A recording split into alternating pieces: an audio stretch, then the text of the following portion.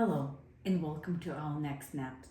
NAP stands for Nonprofit Auditor Points, and I'm Irina Ryshkova, your nonprofit auditor. Today, I would like to talk about how we as auditors test fixed assets. Hopefully, that would be useful for accountants, management, and other nonprofit financial staff who are involved in the audit process. That also should help nonprofits to make sure that they maintain necessary records and record fixed assets on their books correctly. Very briefly, what is fixed assets? Fixed assets is an asset that the organization uses in its operating activity for the period longer than a year, 12 months. So they called long-lived assets, and they used in operating activity. They should not be just sitting, they have to be in use. So for fixed assets, we as the auditors, first of all, we are asking for the fixed asset schedule. Fixed asset schedule should be presented fixed assets based on their names, date of acquisition, and put in service. Typically it's the same day, could be different days, cost, then useful estimated life, and depreciation expense, accumulated depreciation, and net value. That schedule needs to agree to amounts recorded in general ledgers. So based on that schedule, we reconcile general ledger numbers to the schedule, and we know what assets we are supposed to test. So what we do, we ask for each asset. First of all, we need to make sure that the fixed asset exists. Fixed assets, for example, could be computers, building, land, furniture, equipment, cars. And in the past, we would travel to the client side to see physically that these assets exist. Nowadays, a lot of audits are done remotely. So what we do in order to verify the existence of the assets, we ask the client to send us current picture. It could be taken by your phone, does not need to be high quality picture, but it needs to be identifiable what assets relates to what picture. So this way we verify an existence. Then what we do, we verify cost. Fixed asset, as majority of the assets under GAAP, is capped on a cost basis, meaning for every fixed assets, for example, for the computer or for the building, there has to be related invoice or statement where it indicates what was the cost of that asset. We verify the cost, and then we look at the estimated useful life. For fixed assets, there is no prescribed specifically useful life. I mentioned it's estimated based on the management and common best practices. For example, computers useful life typically 3 years. Fixed assets such as building, if it's for a commercial property, they're typically 39 and 5, about 40 years. And for furniture, it's about 10 years. The rule of thumb, the estimated life needs to be reasonable and needs to be applied consistently. Again, it's an estimation. So say what it means. Once the nonprofit comes to the policy that all computers are estimated at 3 years useful life, buildings 40 years, then that policy needs to be followed and implemented consistently. And even if computer continue living and be used by the organization after 3 years, it does not mean that the organization can go ahead and change the useful life. Any policy applied prospectively only. They cannot go back and apply retroactively, and the nonprofit cannot go back and change the useful life of the asset. The most typical mistake that we as an auditor identify that some assets continue be on a schedule and on a general ledger, but they no longer exist, meaning that the organization did not perform fixed asset observation. Therefore, one of the major recommendations for every nonprofit would be at least once a year perform the fixed asset observation, meaning that you need to compare that every asset on your schedule still exists in real life. And if it does not exist, it needs to be written off.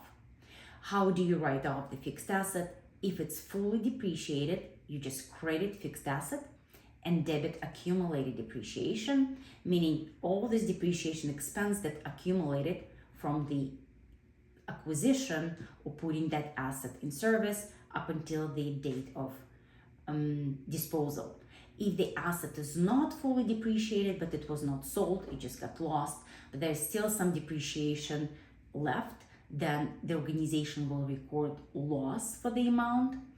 And if the fixed asset has been sold for the amount more than left depreciation, it will be gain on the sales of the fixed asset. So in any way, even if you're not sure how to record disposition of the fixed asset, you can tell your auditors that these assets no longer exist and we just dispose them or we sold them. And the auditor can help you with the record of the disposal of fixed assets. But it's very critical to maintain fixed assets correctly.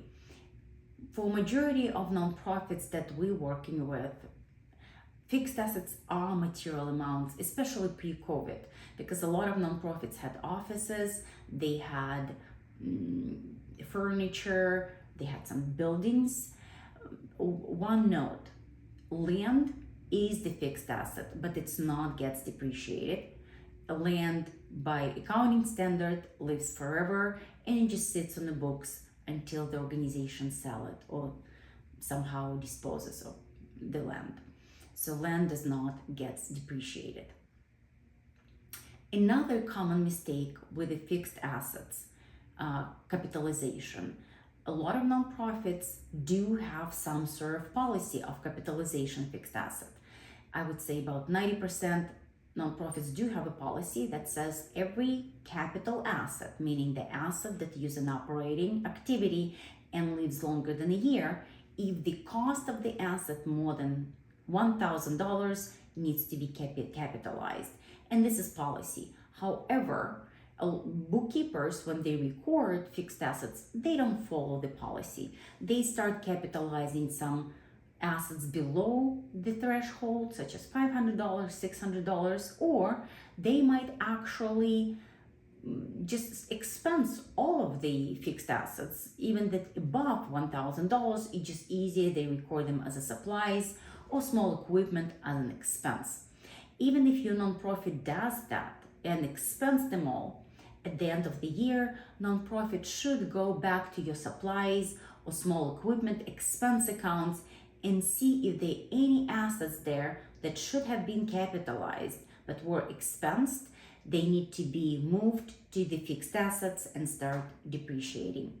So we as the auditors, we looked at GL accounts and expense accounts such as supplies, small equipment, maybe office expenses, to identify if there are any large expenses that needs to be capitalized.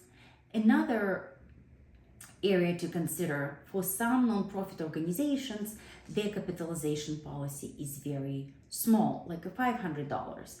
And that becomes very challenging for bookkeepers to maintain their fixed assets depreciation schedule. Therefore, it's a good idea for nonprofit to review the capitalization policy at least annually and see if it makes sense to increase the capitalization threshold, maybe to $5,000. Therefore, that will make the job of bookkeeper easier, and if there is no internal need to keep these fixed assets separately, then they can be expensed. Some nonprofits, however, keep their fixed assets threshold intentionally low because they want to keep the list of fixed assets on a balance sheet and perform fixed asset observation. This is their way of tracking existence of the fixed assets. Both allowable, and you as a nonprofit have a power to decide about your capitalization threshold and see if you can expense fixed assets or you can uh, capitalize it. Another important point, not all fixed assets are the same. As I mentioned, land is a separate, building has a separate useful life, computers, furniture and equipment on your financial statement, the classes of the fixed assets needs to be separated. So therefore, it's a good idea on your schedule to have a list of assets by that type. For example, all computers together, furniture would be separately together, land separately, all the buildings separately, and so forth.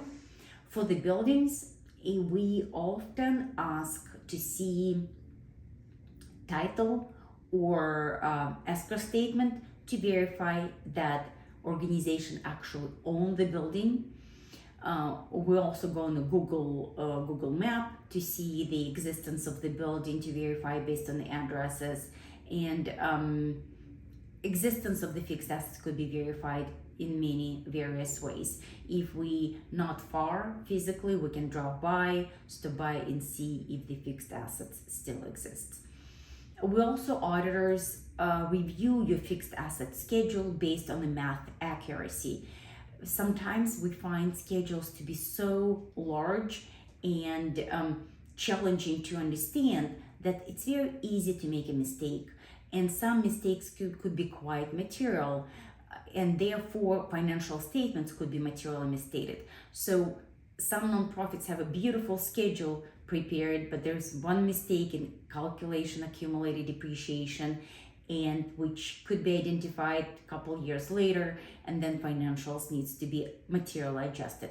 So please do not neglect the importance of math calculation and see if the schedule is actually correct.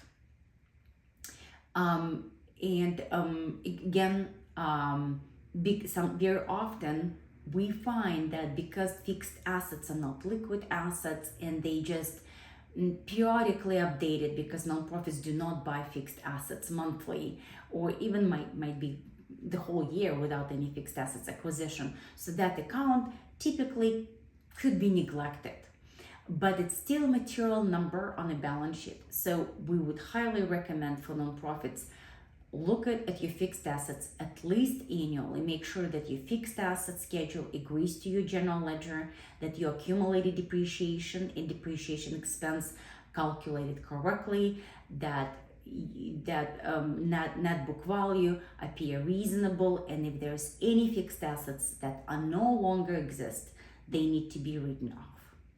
Thank you so much. Hopefully that information was useful, and I'm looking forward to see you next time. Have a wonderful day. Be safe.